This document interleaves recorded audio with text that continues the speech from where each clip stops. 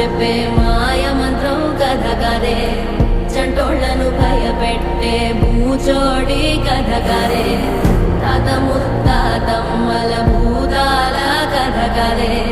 విక్రమాదిత్యుడు చెప్పిన వేదాళుడి కథ కదే, దీపము నుండి బియ్యం వచ్చే అల్లావుద్దీన్ కథ కదే, ఇది ముడత చర్మం ముసలి చెప్పే కథ లాంటి నిజమే.